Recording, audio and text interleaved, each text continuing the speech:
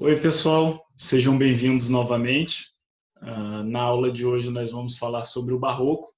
Nós vamos falar especificamente sobre o Barroco português e também alguns artistas importantes do Barroco de outros países europeus. Hoje o foco da nossa aula do Barroco vai ser na Europa, principalmente Portugal. E na próxima aula nós vamos falar sobre o Barroco brasileiro, mas hoje nós vamos ficar especificamente na Europa, principalmente em Portugal. Vamos falar sobre literatura, sobre a arquitetura barroca, pintura, escultura e por aí vai. Então, vamos seguir, sejam bem-vindos. E vamos continuar com a matéria. Só um lembrete, caso vocês queiram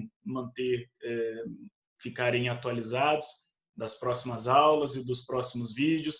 Eu tenho lançado as aulas semanalmente, então se inscrevam aí para acompanharem as próximas aulas, as aulas futuras.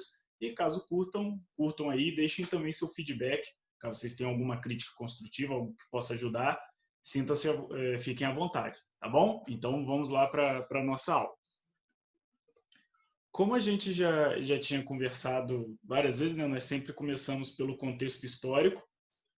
Então, aqui no Barroco, nós temos um contexto histórico. Alguns episódios, eles acabam meio que sendo, vamos dizer assim, também relevantes para o Barroco, assim como foram para os movimentos que nós estudamos anteriormente. Mas, aqui no Barroco, nós vamos falar principalmente da União Ibérica. A União Ibérica, ela foi como já diz o próprio nome, desculpa, uma união entre os países ibéricos ali, entre Portugal e Espanha. Isso aconteceu porque Portugal acabou entrando numa crise em sua linha sucessória, por falta de descendentes do rei que pudessem levar a dinastia adiante e que conseguisse manter o trono dentro daquela dinastia. Já o rei Filipe II da Espanha, ele tinha relações com a família real portuguesa. Então ele se viu no direito, como ocorreu essa crise na linha sucessória a Portugal, ele se viu no direito de assumir também o trono português e unir a Espanha e Portugal. Aí essa união, tanto de Espanha quanto de Portugal, acabou se tornando a União Ibérica. E aí o Filipe II da Espanha, ele acaba sendo coroado, vamos dizer assim, e se tornando, depois de conflitos e embates, ele acaba se tornando também o Filipe I de Portugal. Então é interessante, né, para nós não nos confundirmos. No trono espanhol ele era o Filipe II da Espanha. No trono português ele virou o Filipe I de Portugal. Então, existe essa união, então os países eles acabam se unindo e devido a essa união, por Portugal se submeter à coroa espanhola e virar e também as ordens, né, e virar algo anexo à Espanha e ter que se submeter à Espanha, Portugal acaba entrando numa crise muito grande. É uma crise que ela é política por causa dessa crise, né, desse problema na linhagem sucessória da dinastia portuguesa. É um problema que se torna econômico, porque agora a Espanha também, ao se unir a Portugal, a Espanha também toma controle das colônias e tem o direito sobre elas, e também acaba sendo uma crise de identidade. Por que uma crise de identidade? Nós falamos nos movimentos anteriores, principalmente no classicismo, sobre a forte presença do nacionalismo, da exaltação do povo português, da exaltação da história portuguesa, principalmente por Camões e outros artistas do período. Essa exaltação tornou, né, e também as grandes navegações e o poderio econômico, militar, tornou o povo português um povo muito orgulhoso.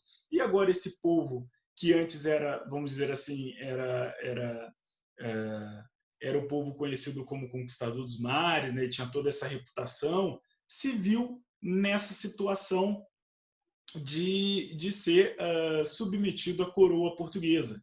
Então, isso acabou gerando também uma crise de identidade muito grande dentro da população portuguesa, principalmente na nobreza portuguesa. Então, a nobreza portuguesa ela acaba abandonando as cidades. Por quê? Porque ela tinha medo de uma perda da cultura, de uma dominação cultural feita pelos espanhóis. Então, para tentar preservarem a sua cultura, a sua identidade, a nobreza portuguesa ela abandonou as cidades, começou a ir para o campo para ficar um pouco mais afastado dessa influência espanhola, dessa influência que a Espanha exercia, começou a exercer sobre Portugal. Então, a crise, além de política e econômica, ela também foi uma crise cultural, uma crise de identidade. Isso também é importante nós notarmos. E aí, com esse domínio, o ciclo das grandes navegações também começa a decair um pouco. Vai ser também, vão rolar alguns conflitos também entre nas colônias com franceses, com holandeses. Então, Portugal também acaba sofrendo, além de ter que responder à Espanha, de ter esse domínio espanhol, Portugal também acaba tendo esse ciclo das grandes navegações e da exploração colonial comprometido. Junto a isso, nós temos que adicionar também 2 outros episódios que já vinham sendo debatidos desde quando a gente falou do classicismo, do renascimento cultural, que também é bastante importante aqui para o Barroco, que é a Reforma Protestante de Martim Lutero. A Reforma Protestante ela traz uma nova interpretação, uma nova abordagem religiosa. Isso vem junto com uma perda de credibilidade da Igreja, principalmente por rachas internos na disputa de poder da Igreja Católica. Isso também por escândalos de corrupção que vieram à tona também da Igreja Católica, e aí a Igreja Católica ela começa a perder força junto com essa reforma protestante. E aí, para tentar reaver o poder que antes tinha, a influência que antes tinha, a Igreja Católica ela faz um processo de contra-reforma, principalmente marcado pelo Concílio de Trento, ao qual, nesse concílio, eles vão decidir várias medidas a serem tomadas para tentar reaver, vamos dizer assim, tentar restabelecer o poder que a Igreja teve durante o período medieval. E aí, junto nesse contexto, o barroco ele está inserido nesse meio, porque como ele era o movimento artístico vigente na época, que veio e ele sofre bastante influência desse contexto histórico, e nós vamos falar das características dele e como o contexto histórico influenciou essas características dele, o barroco ele está fortemente inserido nesse contexto porque ele vai ser uma das ferramentas a cultura ela acaba sendo uma das ferramentas a servir a esse propósito. Então nós temos o barroco, é um movimento que ele começa na Itália e depois se espalha pela Europa e também para as colônias dos países europeus. O barroco ele também tem o nome, né, de seiscentismo. Vocês também podem encontrar em algumas literaturas. Então essa curiosidade é só para não gerar uma dúvida quando vocês estiverem estudando, quando vocês olharem alguma apostila ou algum outro tipo de pesquisa. O barroco ele também pode ser encontrado sob o nome de seiscentismo. Tá? Então não fiquem preocupados, não acho que é algo diferente, é a mesma coisa, é só um outro nome. E o barroco ele marcou um período de transição também. Assim como o humanismo, que nós estudamos lá atrás, que preservava características medievais e renascentistas, o barroco ele vai marcar essa transição entre o Renascimento e o período iluminista. Então, é importante nós entendermos que ele vai marcar essa transição principalmente calcado no embate ideológico, no embate de doutrinas, ou seja, no embate, né, no debate de conceitos.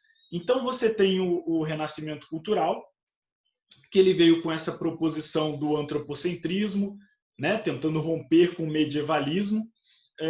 E aí, para tentar conter esse avanço reformista e protestante, a Igreja lançou uma contra-reforma para tentar reimpor os valores medievais na sociedade. E aí você acaba tendo esse conflito. Então, assim como o humanismo que nós estudamos lá atrás, ele coexistia entre características medievais e renascentistas, o barroco ele também acontece a mesma coisa com o barroco. Então, o barroco ele vai ter ele vai ter esse embate ideológico, ele vai ter de novo esse conflito entre o teocentrismo e o antropocentrismo, porque é um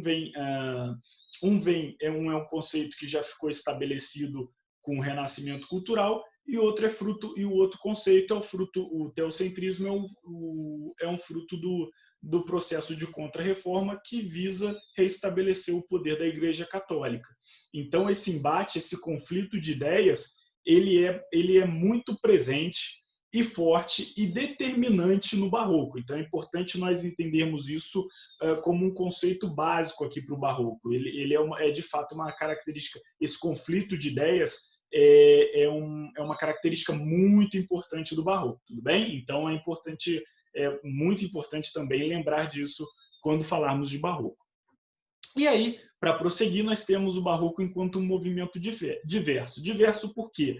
Porque o barroco, apesar de nós estarmos aqui falando de literatura, né, na aula de literatura, vamos dizer assim, o barroco ele não se prendeu apenas à literatura. O barroco ele também vai para a arquitetura, vai para a escultura, vai para a pintura. Então, ele é um movimento diverso porque a estética barroca ela não se mantém apenas lá na literatura, ela não se prende apenas à literatura, ela também influencia e se espalha em outros campos artísticos. Como a gente já está falando, né, começa na Itália, ele começa em países católicos e depois ele vai se espalhando e também atingindo países que têm uma maior influência protestante do processo de reforma. Nos países católicos, principalmente ali a Europa Ocidental, principalmente ali Itália, Portugal, Espanha, e suas colônias, né, e as colônias, e os países protestantes, principalmente os países do leste europeu, que eles também sofrem influência. E vem outra coisa também da diversidade do movimento barroco, além de ser um movimento que se espalha para vários campos artísticos, o barroco ele também acaba sofrendo algumas alterações dependendo do contexto de cada região. Então, nos países católicos, ele vai acabar se adaptando a esses conceitos, a esses valores católicos, e nos países protestantes, o barroco vai também acabar também adquirindo e sendo influenciado por esse contexto reformista, por esse contexto da reforma protestante. Só que aqui, na aula de hoje, nós vamos focar mais nos países católicos, certo? Porque nós vamos falar do barroco português, e aí na semana que vem nós vamos falar do barroco brasileiro. Então, aqui para o nosso curso, para os nossos estudos, nós vamos focar no barroco nesses países católicos. Tudo bem? Beleza? Vamos continuar. Então, para começar aqui a falar da parte artística em si, nós temos a literatura barroca. A literatura barroca ela tem um conjunto de características e, de novo, é importante nós lembrarmos do contexto histórico, porque o contexto histórico ele vai influenciar muito fortemente a produção cultural de um período. Então, o contexto histórico, social, político, ele traz essa influência na produção artística de um período. Então, como nós já passamos lá pelo contexto histórico, nós já entramos aqui também nas características da literatura barroca, e aqui é importante também nós salientarmos essa característica, talvez uma das principais características do movimento em si, que é o dualismo. O dualismo ele não é, especificamente uma característica, ele não é uma característica exclusiva da literatura barroca. Esse dualismo ele também é muito presente na arquitetura, também é presente na pintura, na escultura. Ele é uma das principais características do barroco em si, do movimento como um todo. Por quê? Porque o dualismo ele traz o barroco como a arte do conflito. Ou seja, o conflito do quê? O conflito de ideias, o conflito ideológico, o conflito da mentalidade, o conflito dos valores. Então como você tem esse processo todo rolando, um processo de reforma protestante que traz novas ideias e novas visões, novas interpretações religiosas, e você tem o processo de contra-reforma, que tenta reestabelecer a força da Igreja Católica. Ou seja, o ser humano dessa época, o indivíduo dessa época, ele estava sendo bombardeado, vamos dizer assim, pelos dois lados, por duas correntes muito fortes, né? Duas correntes ideológicas muito fortes.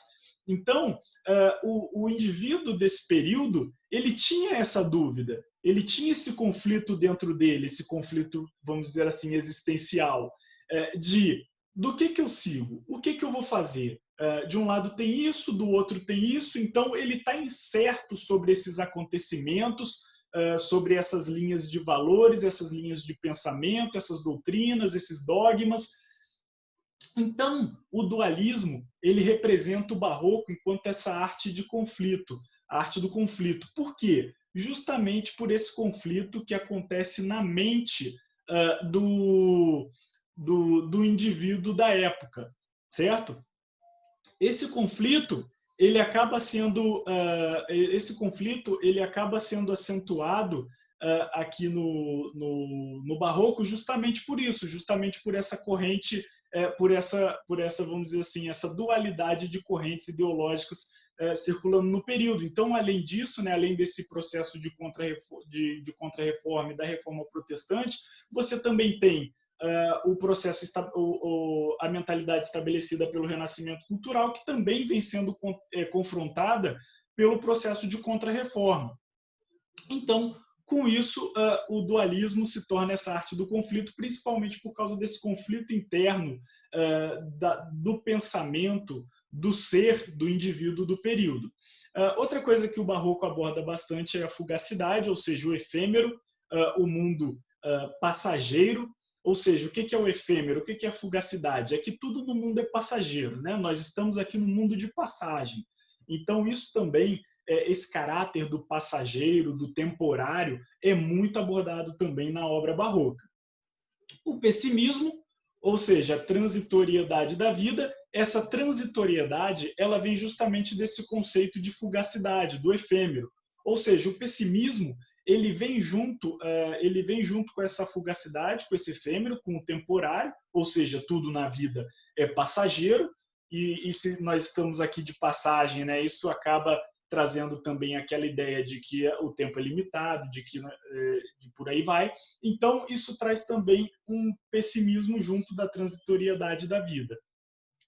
O feísmo é um conceito que acaba um pouco, vamos dizer assim, sendo levado ao pé da letra. Então as pessoas, veem feísmo, já associam logo a feio, por aí vai, mas não é isso, tudo bem? O feísmo ele se refere à atração por cenas trágicas. Então, no barroco, na pintura, na escultura, há muita expressividade, há um apego às cenas trágicas, mortes e por aí vai. Então, o feísmo é isso, é a atração, é a preferência por cenas trágicas, cenas e acontecimentos trágicos. A linguagem rebuscada é uma característica também que a literatura barroca adotou como uma forma vamos dizer assim, de dar um ar de superioridade intelectual e cultural na sua obra. Então, eles aderem a essa linguagem rebuscada, a tentar dar um valor, principalmente influenciado pelas mudanças culturais da época. Então, você tem algo que no Renascimento Cultural você tem uma abordagem em que há uma tentativa de tornar a arte em ciência, uma tentativa dos próprios artistas, é importante salientar isso, e aí vai trazendo essa abordagem de tentar trazer uma riqueza cultural, de tentar trazer um ar, né, de superioridade cultural do Barroco com a sua linguagem rebuscada. Aqui, e aí, para continuar na literatura barroca, ela é altamente moralista também. Ela é utilizada, por exemplo, como eu falei para vocês, ela é um movimento, é uma estética artística que ela não fica presa só à literatura, ela se espalha. Ela se espalha por outros campos artísticos e também por outros campos da sociedade. Então, além de você ter uma abordagem, né, você ter a estética barroca se espalhando pela arquitetura, pela pintura, pela literatura, pela escultura, você também tem essa estética barroca sendo utilizada, assim como nós falamos lá do quinhentismo, vamos dizer assim, que ele tinha também um propósito moralizador, ou até do humanismo mesmo, que nós comentamos que ele fugiu só do aspecto artístico e foi um movimento, uma estética que acabou influenciando também na produção de documentos, e com Fernão Lopes, vocês lembram dessa aula, né? Caso não lembre, ou caso ainda não tenham visto ela, tem aqui também disponível no canal, aula sobre humanismo, vocês vão poder perceber essa semelhança de que são, tanto o humanismo quanto o barroco, são movimentos que eles não ficam só na literatura, eles acabam se espalhando para outros campos artísticos e também outros campos da sociedade, a forma de pensar qual o movimento prega. E aí, a literatura barroca ela também é altamente moralista, ela é utilizada por padres para pregação, para espalhar o evangelho, a palavra, para o processo de converter, de catequese. Então, ela é altamente moralista, e aqui, né, nós estamos falando de padres e também nós estamos falando da Igreja Católica, porque, de novo, nós estamos focando no barroco dos países com contexto católico, tudo bem? Então é importante também nós lembrarmos que nós estamos falando aqui dessa obra com a moral católica, tudo bem? E aí você vai ter esse conflito, de novo, conflito de valores que a gente comentou lá, né, do dualismo, e também gerado pela Reforma Protestante, pelo processo de Contra-Reforma, e como o indivíduo daquele período, o ser humano daquele período estava no meio disso tudo, recebendo tudo ao mesmo tempo, e em dúvida do que seguir, do que fazer, do que confiar. Então, nós vamos ter esse conflito de valores entre o antropocentrismo, o homem, o ser humano como centro de tudo, e o teocentrismo, que é a divindade como centro de tudo, que é um conceito que, teoricamente, foi um pouco deixado de lado na produção cultural, na produção cultural do Renascimento, só que com o processo de Contra-Reforma ele foi trazido de volta na sociedade. E aí, por causa desse dualismo, desse conflito de ideias, desse conflito de valores, vai vir também o conflito existencial, justamente aquilo que nós conversamos sobre, gerado pelo dilema do indivíduo da época, ou seja, o indivíduo desse período ele está nesse dilema, ele está nesse contexto ao qual ele é bombardeado por duas correntes de ideias e que ele está um pouco incerto do que fazer, do que confiar, do que seguir, do que acreditar, e por aí vai. E aí nós temos duas características essenciais para a literatura barroca, que nós vamos abordar de uma forma um pouquinho mais superficial aqui, um pouquinho mais rápida aqui na literatura barroca e no barroco europeu, mas que nós vamos nos aprofundar na próxima aula, né, na aula da semana que vem, que é o barroco brasileiro. Aí nós vamos falar de forma mais detalhada dessas duas últimas características, que são também essenciais para entender sobre o barroco, que é o cultismo e o conceptismo. São conceitos que às vezes alguns alunos se confundem e misturam. É normal, não tem problema, não precisa também ficar preocupado com isso. A perfeição só vem com a prática, então, ao estudar, ao aprender, isso vai ficar tranquilo durante o tempo. O cultismo ele é baseado no jogo de palavras, ou seja, um predomínio de inversões sintáticas. Então, o predomínio de inversões sintáticas é você inverter ou mudar a ordem normal das frases. Isso vem muito também daquele aspecto de linguagem rebuscada. Então, a linguagem rebuscada ela não é feita só, por exemplo, por usar palavras difíceis. Esse não é o único recurso para você ter uma linguagem rebuscada. A linguagem rebuscada ela também pode vir através dessas inversões sintáticas. Quem aí, eu vou dar um exemplo mais atual, provavelmente, talvez vocês que estão vendo aqui a aula já tenham tido contato com Star Wars, certo? Star Wars é uma obra muito famosa, talvez a maior obra aí da cultura pop dos últimos anos.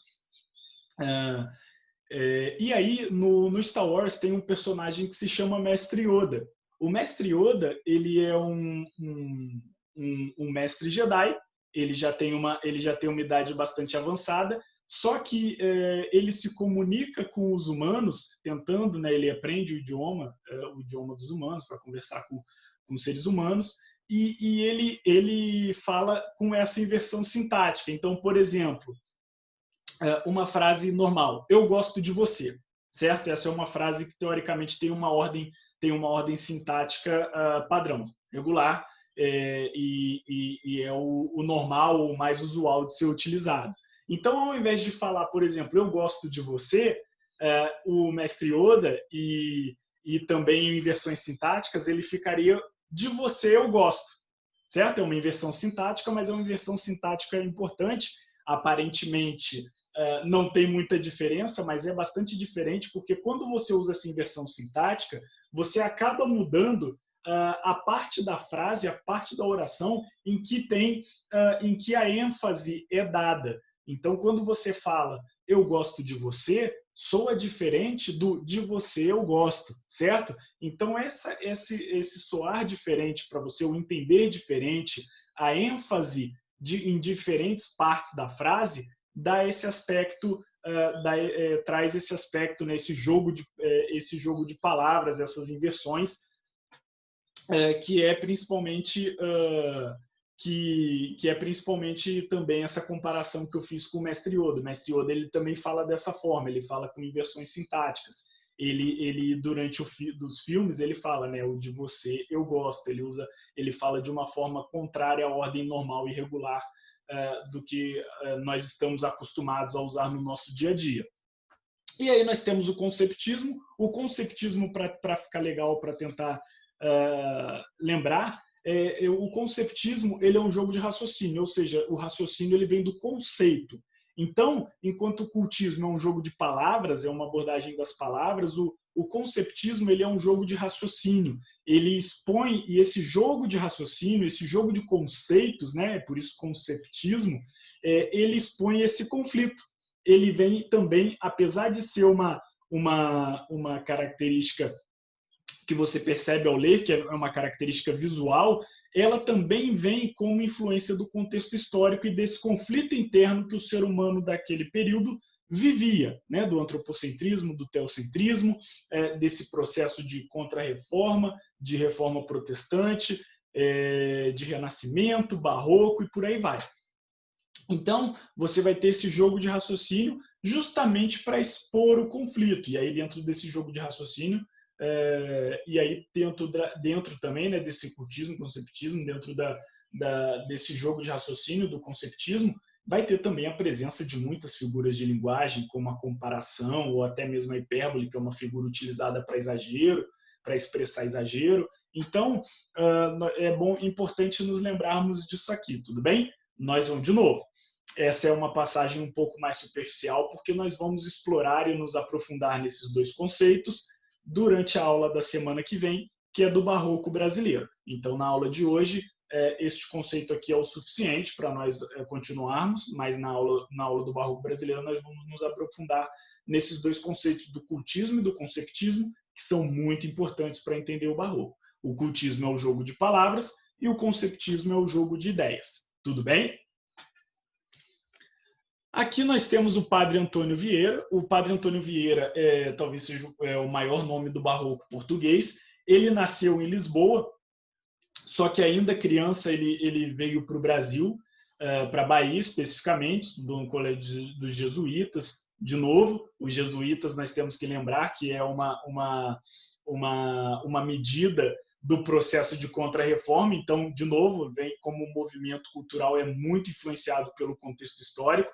os jesuítas eles são uma medida do processo de contra-reforma que visava catequizar e espalhar o catolicismo pelas colônias, né, por outros países. Então, o padre Antônio Vieira ele estudou nesse colégio dos jesuítas. Depois que ele se forma no colégio, ele vira um professor dentro desse colégio. E aí, no final da União Ibérica, quando acaba a União Ibérica, em 1640, ele volta para Portugal. E aí, em Portugal, ele vira o pregador régio. O que é o pregador régio? É o pregador oficial nomeado pelo próprio rei. Então, o rei de Portugal dá a ele esse cargo, confia no trabalho dele para ele poder espalhar a palavra da Igreja Católica. Isso aqui é importante nós percebemos também, que atualmente, aqui no Brasil, nós trabalhamos com o conceito de Estado laico, certo? Que é um conceito, que é o Estado que não é, vamos dizer assim, que ele aceita todas as religiões e que ele não é, teoricamente, né? Importante lembrar isso, não é pautado em conceitos religiosos para defender a sua democracia e seus processos legislativos, executivos, judiciários e por aí vai.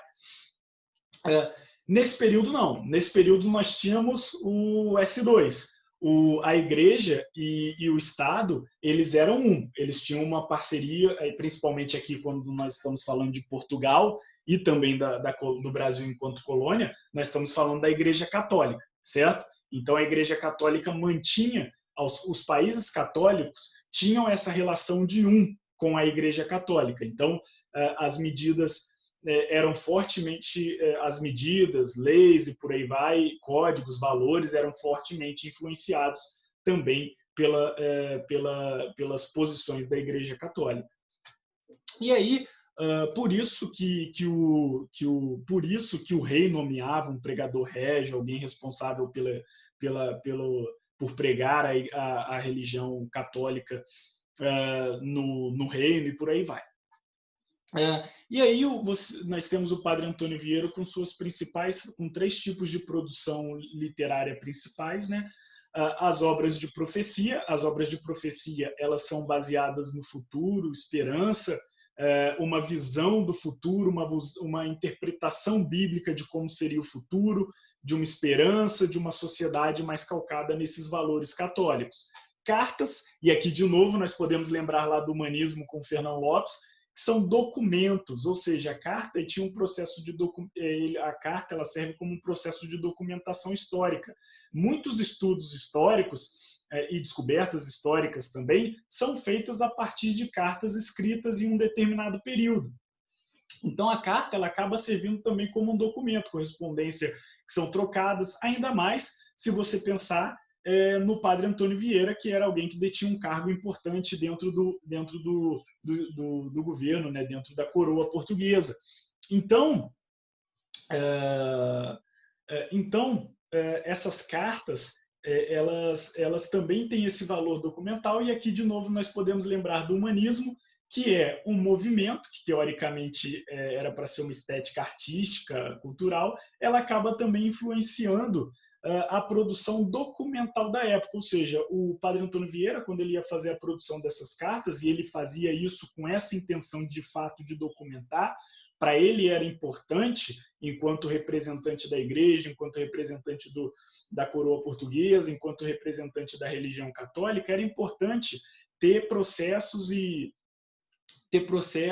documentados, acontecimentos e por aí vai. Então, a intenção do padre Antônio Vieira já era produzir essas cartas com fins documentais.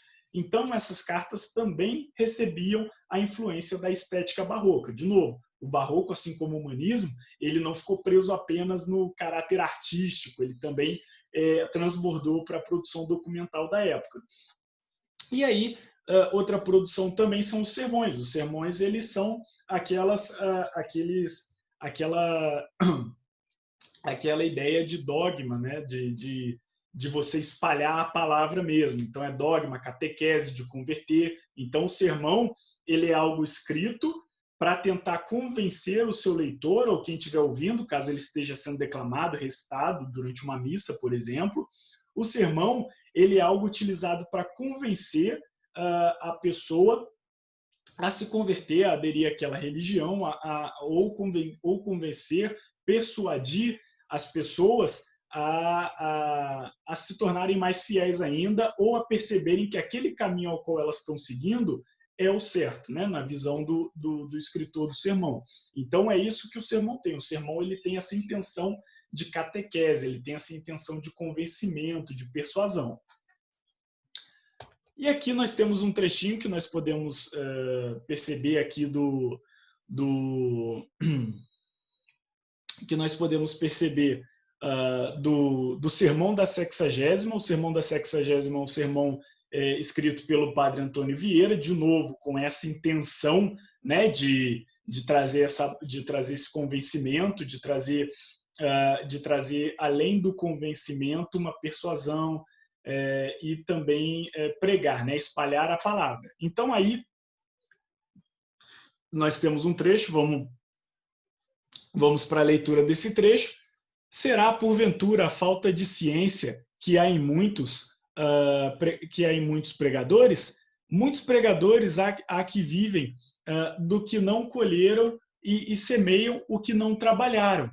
Depois da sentença de Adão, a terra não costuma dar fruto, senão a quem come o seu pão com o suor do seu rosto. Boa razão parece também esta: o pregador há de pregar o seu, e não o alheio. Por isso, diz Cristo, que semeou o lavrador do evangelho o trigo seu. Semeou o seu, e não o alheio. Porque o alheio e o furtado não é bom para semear, ainda que o furto seja de ciência. Ou seja, esse trecho você consegue perceber uma crítica do padre Antônio Vieira, não à religião, não a Deus, mas sim ao pregador. Então, isso é bastante importante. O padre Antônio Vieira ele vai trazer uma crítica durante todo o sermão da Sexagésima, que é um sermão bastante importante. Também ele tem disponível de forma gratuita, domínio público.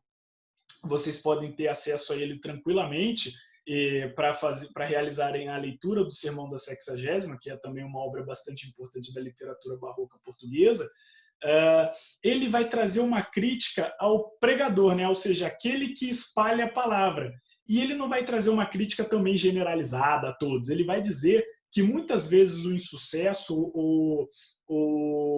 insucesso da pregação está mais atrelada ao pregador, na forma como o pregador age, se comporta e espalha a palavra, do que a própria religião, do que a Deus ou qualquer coisa do tipo. Então, o padre Antônio Vieira ele vai trazer essa crítica, como se fosse uma autocrítica desse processo do sermão e da catequese aos próprios pregadores. Então, ele vai trazer essa crítica a como a pregação é feita. Então, ele vai meio que é uma mensagem para os pregadores de, fiquem espertos no método, a forma que vocês usam para pregar, porque isso tem uma forte influência na forma como as pessoas vão ver a religião, na forma como as pessoas vão ver Deus. E caso um pregador não use esse seu conhecimento de religioso ou retórico da escrita de uma forma correta, ele pode acabar trazendo mais danos para a Igreja Católica do que sucesso nessa missão de catequizar, que foi o que o processo de Contra-Reforma propôs. Então, o padre Antônio Vieira ele traz esse sermão também num processo de autocrítica aos pregadores da palavra. Tudo bem? Então, isso também é bastante importante de nos atentarmos aqui nesse sermão da Sexagésima. E aí nós vamos agora, falamos da literatura, falamos do padre Antônio Vieira, que é o maior nome da literatura barroca portuguesa, e agora nós vamos para a arquitetura barroca. A arquitetura barroca, e como aqui nós estamos focados em Portugal, é importante nós nos lembrarmos que a arquitetura barroca de Portugal é um pouco descolada da Europa. Ou seja, não segue a mesma linha temporal ou os mesmos tempos da arquitetura barroca europeia. Portugal acaba chegando um pouco atrasado no movimento barroco. E por quê? Isso se deve a diversos fatores, também políticos, artísticos, econômicos, mas nós podemos lembrar do começo dessa aula, do contexto histórico, que Portugal ficou por muito tempo naquele domínio espanhol, pelo processo da União Ibérica. Então, Portugal ele não tinha essa autonomia toda e também como estava com com o ciclo de grandes navegações em declínio, com problemas na exploração de suas colônias, com essa submissão à coroa espanhola. Então, Portugal tinha problemas políticos, artísticos, porque culturais, né, acontecia uma dominação cultural, e econômicos. Então, Portugal ele não estava numa situação muito confortável para poder investir em construções, para poder investir no avanço cultural. Então, por isso que a arquitetura barroca portuguesa ela começa um pouco atrasada e está um pouco descolada, ela não acompanha o ritmo, vamos dizer assim, de outros países europeus, como os Países Baixos, como a Alemanha, França, Itália, por aí vai. Portugal ela acaba ficando um pouco descolada. E aí, diversos fatores, né, políticos, artísticos e econômicos, por causa dessa dominação espanhola. E aí, a arquitetura barroca portuguesa ela é basicamente em palácios e edifícios religiosos, né, como basílicas, por exemplo. Só que, devido a essa, vamos dizer assim, a esse problema que Portugal enfrentava de ser dominado, de ter um problema econômico, de ter um problema político, de sofrer esse processo de dominação e ficar um pouco atrasado nesse desenvolvimento cultural do barroco, Portugal ele acaba trazendo obras mais simples, vamos dizer assim, pelo menos de início, né? É importante nós salientarmos isso. Pelo menos no início da arquitetura barroca, elas eram obras mais simples e com esse enfoque religioso, de basílicas. Por que de basílicas? Porque, de novo, nós temos que lembrar do contexto histórico. Vinha o processo de contra-reforma. A Igreja Católica queria retomar o poder e a força que tinha durante o período medieval. Só que a Igreja Católica, como tinha essa relação que a gente também já conversou anteriormente com o Estado português, né, com a coroa portuguesa, de ser um só, então a Igreja Católica ela demanda a construção de mais prédios religiosos para a gente conseguir expandir a influência da Igreja Católica. Então, Portugal, ele acata, né? Ele acata, tudo bem, vamos fazer isso, vamos trabalhar nesse processo de construção de mais prédios religiosos, né? De mais igrejas, de mais basílicas aqui. Só que Portugal estava saindo da União Ibérica, estava com uma crise financeira, não estava podendo gastar muito. Então, Portugal ele vai fazer o quê? Ele vai construir essas basílicas, só que ele vai construir elas utilizando uma arquitetura, uma forma mais simples. Com o interior sem decoração, uma construção bem prática, o qual eles conseguiriam fazer a tempo, né, com um tempo hábil, e também conseguiriam fazer com a escassez de recursos que eles tinham na época, e a decoração ela acabou vindo posteriormente, porque após o final da União Ibérica, quando Portugal conseguiu se libertar, né, vamos dizer assim, se livrar do domínio espanhol, ele começou a reaver suas colônias, começou a reaver seu processo exploratório, e a riqueza de Portugal começou a voltar, né? Começou a entrar novamente a riqueza portuguesa. Eles começaram a sair dessa crise econômica que eles viviam devido ao domínio espanhol. E aí a decoração ela é posterior. Então, ou seja, eles fazem prédios simples, com uma decoração, com o interior sem decoração, também tudo simples, porque eles estavam num problema econômico muito grande. Só que depois de um tempo, eles começam a superar esse problema econômico e a grana volta a entrar. Os recursos, os frutos da exploração das colônias voltam a entrar. E aí, com uma situação econômica mais confortável, Portugal começa a fazer uma decoração interna dentro dessas obras, dentro dessas basílicas, né? Dentro desses prédios religiosos. E aí é quando vem a talha dourada. A talha dourada é o quê? Inundar toda essa decoração interna com ouro. Nós vamos mostrar isso também mais detalhadamente na aula da próxima semana, do Barroco Brasileiro. Então não percam que nós vamos ver bastante fotos, muitas fotos, muito conteúdo sobre essa talha dourada e também sobre a arquitetura barroca de uma forma mais aprofundada. Então, a decoração ela é posterior. Por quê? Bom, primeiro nós estamos com um problema econômico, então vamos construir prédios simples e sem muita decoração. Opa! Aí, depois de uns anos, a situação estabiliza, Portugal volta a explorar suas colônias, volta a pegar os recursos dessas colônias, volta a situação econômica começa a melhorar. Então, o que nós vamos fazer? Nós vamos fazer basílicas, vamos dizer assim, vamos pegar essas basílicas, reformar e tornar elas grandiosas? Não, até porque dá muito trabalho, e além de dar muito trabalho, de ser pouco viável, você acaba tendo que provavelmente ter que fazer uma basílica nova, porque você vai ter que estruturar o fundamento daquela construção, né? As bases daquela construção. Então, é um processo muito complicado de se fazer. É mais fácil até construir algo novo do que mexer nisso. Então, o que eles fizeram? Já que nós temos essas obras prontas e elas têm uma decoração interior muito simples, vamos decorar o interior com mais recursos. Então, aí vem a talha dourada, que eles começam a passar ouro, fazer esculturas de ouro, banhar a ouro algumas estátuas, banhar a ouro alguns detalhes internos, algumas partes dos altares da igreja. Então, é engraçado, é curioso, vamos dizer assim, que aquele aspecto de dualidade, do conflito, ele é presente até na arquitetura, até aquele aspecto do dualismo, do conflito ideológico do período, ele é presente até na arquitetura, de conceitos opostos. Por quê? Porque quando você chega numa construção barroca, principalmente portuguesa e também brasileira, vocês vão conseguir perceber isso, é uma construção que de fora, né, você olhando de fora, parece uma construção simples, e quando você entra, a parte interior da construção, ela é muito rica. Então, você acaba tendo esse contraste dentro da arquitetura, esse contraste também acontece, de um exterior simples para um interior muito rico. Então, você está por fora, olhando por fora, aquela construção parece uma construção mais simples, mais tranquila, uma construção mais prática. Quando você entra, é tudo banhado a ouro, é tudo iluminado, é tudo muito, muito rico, muito detalhado. Então, acaba tendo também esse contraste que vem do dualismo expresso na arquitetura.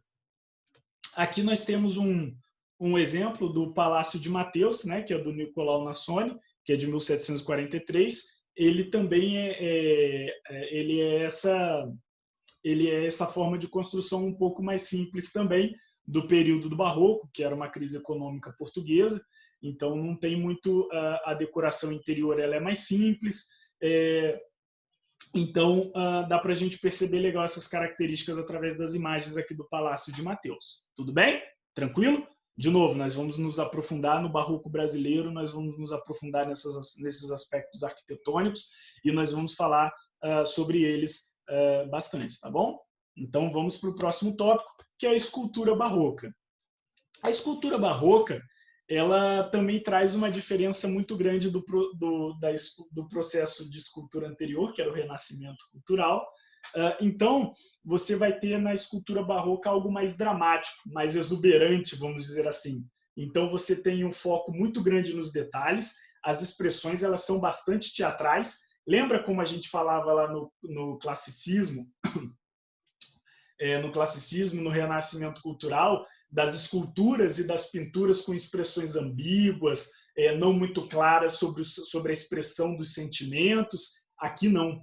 Aqui na escultura barroca, essas expressões elas são muito fortes. Você consegue perceber na obra o sentimento que ela quer transmitir, ou que quem está sendo esculpido, né, a entidade ou a pessoa que está sendo esculpida, ela quer demonstrar. Então, você tem essa oposição ao renascimento cultural nesse aspecto estético. Por quê? Porque no renascimento cultural você tem a sobriedade, né, aquela coisa do padrão clássico, né, do padrão greco-romano de beleza, versus o expressivo do barroco, e você tem a racionalidade sendo substituída pela dramaticidade. Então, você tem nas obras, nas esculturas do barroco, você consegue perceber essas caras e bocas, essas expressões bem acentuadas e bem teatrais, né, dramáticas mesmo. E outra coisa bastante importante é que a sombra e o movimento no barroco também a sombra e o movimento também são mais teatrais, também são mais dramáticos. Então, o movimento, você não tem mais aquela pose, né, por exemplo, se a gente lembrar lá do Davi, da estátua de Davi no Renascimento Cultural, você tem aquela expressão assim meio reflexiva, meio ambígua, e numa pose bem parada, que dá para você fazer todo um estudo do corpo humano dentro daquela escultura. E aqui, no Barroco, não. No Barroco já são movimentos mais teatrais, expressões, caras e bocas, uma movimentação mais brusca. Então, não é mais aquela coisa do posar, né? Como tinha no Renascimento Cultural. Aqui no Barroco já é algo mais expressivo. E aqui nós podemos também entender isso a partir, talvez, da principal escultura do período barroco, que é o êxtase de Santa Teresa, que é do Bernini, né, terminada de ser esculpida em 1652. Aqui nessa escultura, nós conseguimos perceber essas características do barroco que a gente comentou lá. Primeiro é a iluminação, certo? As sombras e as iluminações.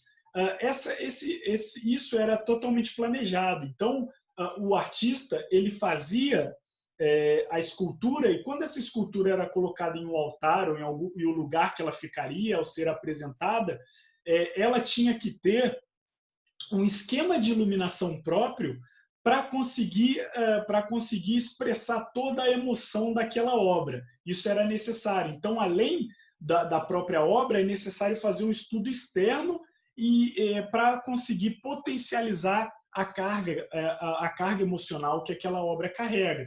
Então, aqui no êxtase de Santa Teresa, nós temos Santa Teresa sendo flechada, sendo acertada pela flecha do amor divino. Então, é quando ela realiza, né, o anjo joga a flecha do amor divino nela, e é quando ela realiza, quando ela tem essa epifania, essa realização do que é o amor divino, o que ele significa.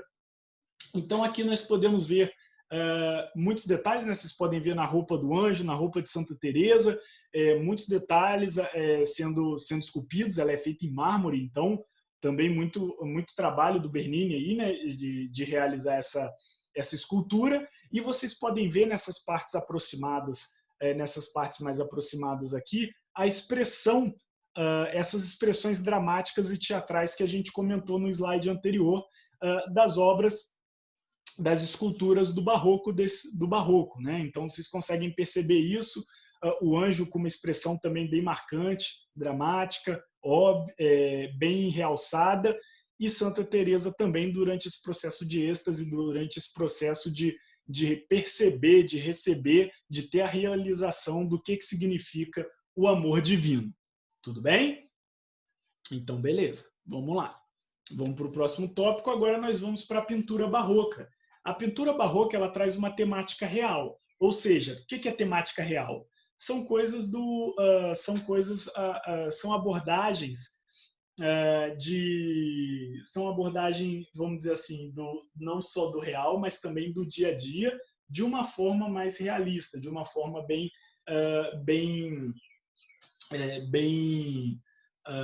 representada, vamos dizer assim, bem familiar aos olhos da população. Isso também, essa coisa da temática real, era algo proposto pela própria Igreja Católica durante o seu processo de Contra-Reforma, durante o seu processo de propaganda artística. Então, a ideia era, a Igreja queria que houvesse essa temática real para ficar mais palpável, ficar mais próximo da população e, com isso, conseguir reaver o prestígio da população. Então, você vai ter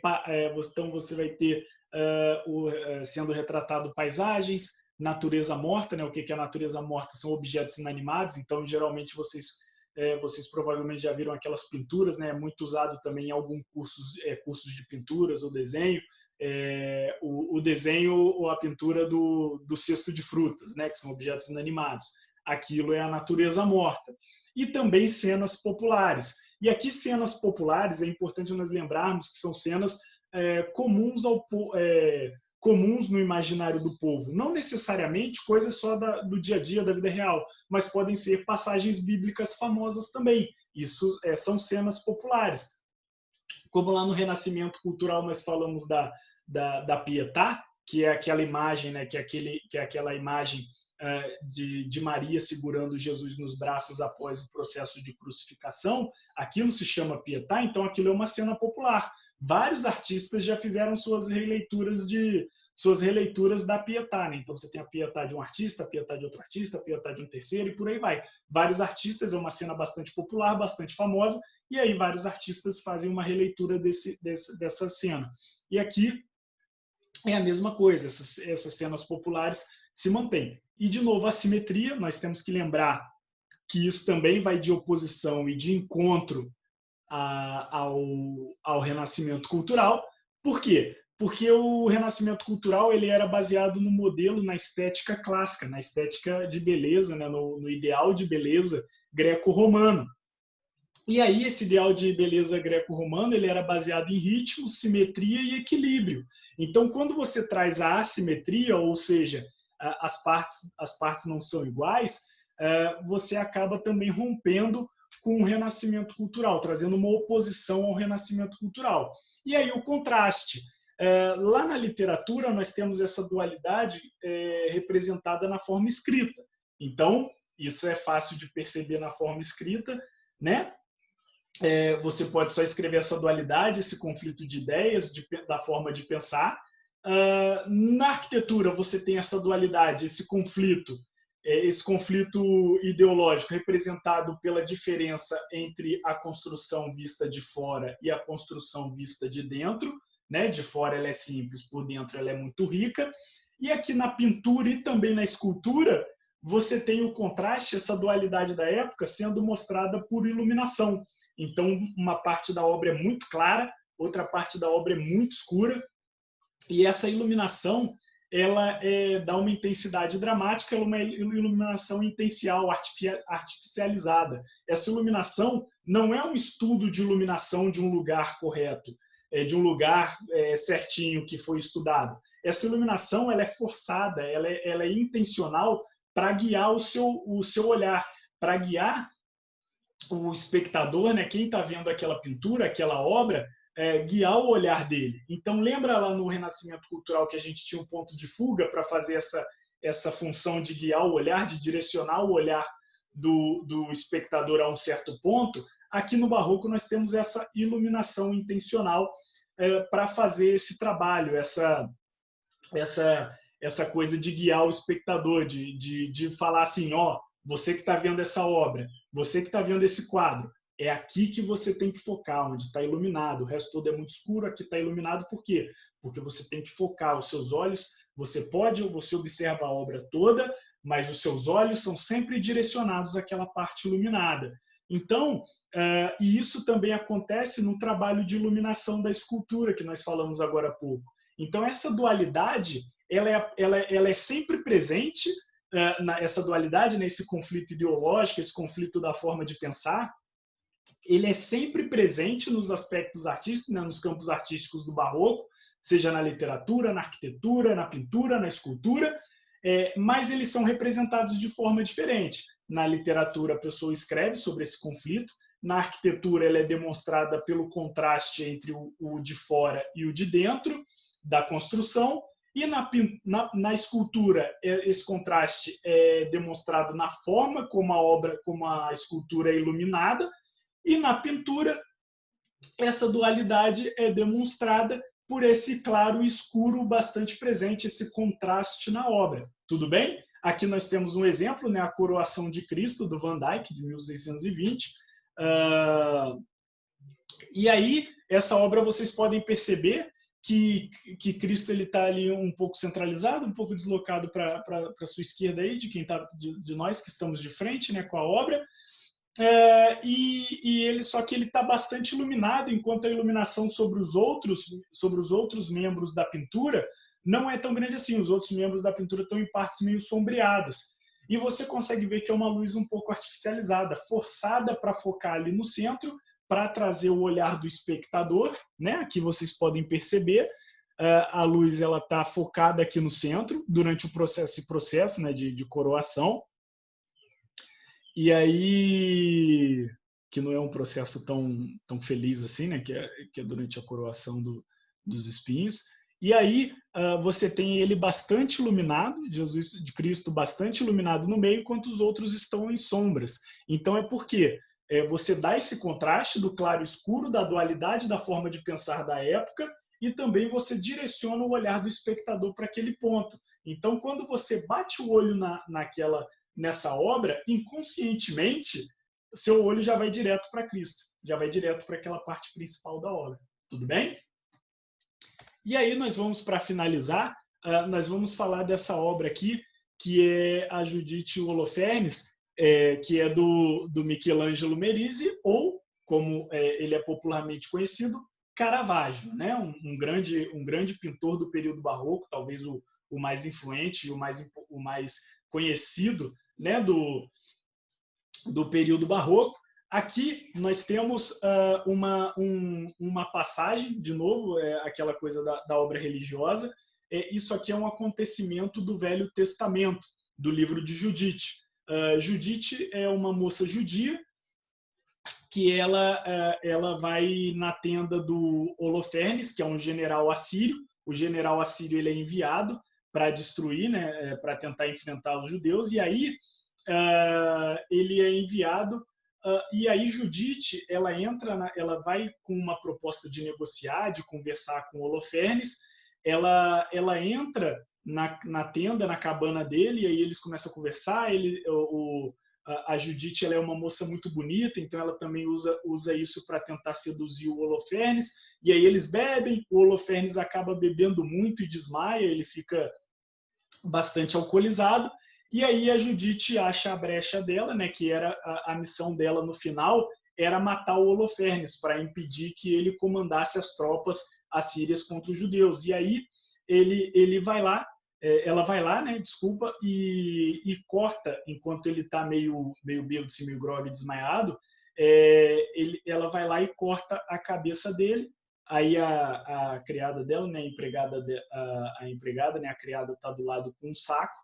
Por quê? Porque durante o Velho Testamento, a Judite corta a cabeça do Holofernes, bota a cabeça dentro desse saco, e elas fogem, elas vão embora e levam a cabeça do Holofernes, que é esse general importante, de volta para a terra delas, e aí consuma a vitória deles nesse processo. E aqui vocês podem ver essas características do Barroco. Primeiro, uma característica muito importante que nós já tínhamos falado lá na frente, que é o feísmo, certo? Que é aquela... às vezes fica uma dúvida, mas atração por cenas trágicas. O que é cena trágica? Cena trágica é um exemplo disso, da morte, né? Então aqui nós temos um exemplo bem prático desse feísmo, que é essa valorização de cenas trágicas. Aqui no caso a morte do Holofernes, né? Que é algo bem explícito, que demonstra com certa clareza que é a Judite decapitando o Holofernes, né? O sangue dele escorrendo nos lençóis e por aí vai. E aí outra característica que nós temos bastante importante aqui é essa dualidade, esse esquema de contraste da iluminação. E aí você tem essa coisa, né? O centro ali, que é a Judite com o Holofernes, né? A Judite cortando a cabeça, decapitando o Holofernes. Esse centro ele está bastante iluminado, vocês conseguem perceber aqui que a Judite está bastante iluminado, o Holofernes também, a cabeça dele, e em volta dele está bem escuro. Então você tem um contraste muito grande, certo? Da obra em si, esse contraste, né? Que esse contraste é uma forma de representar na pintura a dualidade da época. Então você tem esse contraste, que é o jogo de iluminação. Então o centro ali onde seus olhos devem ir, que é a Judite decapitando o Holofernes, está bem claro, enquanto em volta o resto tá escuro, gerando esse contraste, essa mudança bem brusca. E de novo, uma iluminação artificializada, certo? É uma iluminação forçada para focar sua visão no centro da obra, focar sua visão no acontecimento, e ela é forçada por um exagero da iluminação e por um escuro também exagerado em volta, no fundo. Então você acaba a parte principal da obra ela acaba se destacando muito mais, chamando muito mais atenção, e inconscientemente você, enquanto espectador, olha direto para esse centro da obra. Outra coisa que nós podemos perceber aqui é a dramaticidade, é aquelas expressões teatrais, caras e bocas, que eu falei com vocês lá na parte da escultura já. Então, você vai ter aqui, ó, o Holofernes, com essa expressão, né, durante o processo de decapitação, que também não é algo muito confortável, né? Então ele tem essa dramaticidade do sofrimento, da boca aberta, é bem claro, é bem óbvio, não tem uma expressão ambígua, né, como a gente falava lá no Renascimento Cultural. Aqui é bem óbvio, você consegue entender esse sentimento, esse sofrimento dele. Você tem aqui a Judite, que ela traz essa visão também bem expressiva de meio que de fazendo algo que é muito pesado, né? Então você tem também essa dualidade, esse conflito dentro da Judite. Por quê? Porque a Judite está fazendo algo que teoricamente é necessário para salvar o povo dela, só que é algo ainda assim, né, violento, trágico, e ela se vê meio que conflitante sobre esse ato, sobre fazer isso. Não é algo que ela tem prazer fazendo, né? Que ela acha que ela está feliz em fazer. É algo que ela faz pela necessidade de manter o povo dela salvo. E aqui também na terceira você tem a criada da Judite, que vai ajudar ela nesse processo,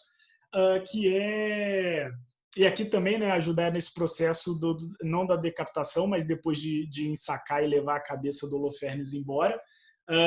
Mas ela também está com um rosto bem expressivo, com uma expressão bastante marcada, com uma expressão bem teatral. Então isso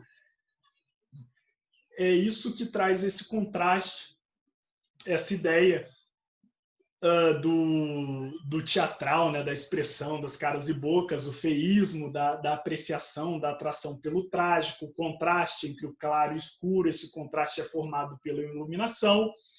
Então, é isso que nós precisamos entender aqui da pintura barroca, tudo bem? Então, nós vamos lembrar só mais uma vez, só recapitulando, sobre esse dualismo, né? O dualismo na literatura é expresso de forma escrita, através dos jogos de palavras e jogos de ideia. O dualismo dentro da arquitetura é expresso pela diferença, pelo contraste entre a parte de fora e a parte de dentro de uma construção, de fora simples e de dentro muito rico, cheio de ouro, que é uma decoração realizada posteriormente. Na escultura, a iluminação. Então, a obra, além de ter essa expressividade de rosto da escultura, ela também precisa de uma iluminação específica para transmitir o sentimento. E a dualidade na pintura, ela é expressa por esse esquema, por esse contraste entre o claro e o escuro. O claro é uma iluminação forçada para direcionar o olhar do espectador, e o escuro fica atrás para dar o contraste e você, subconscientemente, já olhar direto para a parte ao qual o autor quer te mostrar. Tudo bem, pessoal? Então, lembrando de Barroco, lembra dessa dualidade, dessa característica, lembra dessa dualidade que é essa característica do conflito existencial do período, do indivíduo que era bombardeado por conceitos do Renascimento, por conceitos do processo de reforma protestante e por conceitos da Contra-Reforma, e ele ficava dividido ideologicamente nessas duas correntes de pensamento. Então, pessoal, por hoje é só. Muito obrigado pela atenção de vocês. Estou à dúvida para qualquer disposição. Se vocês curtiram, deixem o like de vocês aí. E caso vocês queiram, se interessem em acompanhar, eu vou postando aulas semanalmente aqui. Também pretendo postar outros tipos de vídeo no canal também sobre literatura, que vão ajudar nos vestibulares. Então, caso você tenha interesse em seguir as atualizações aqui do canal, também se inscrevam aí, tudo bem? Então é isso. Muito obrigado pela paciência, pela atenção de vocês. Tchau, tchau e é nóis!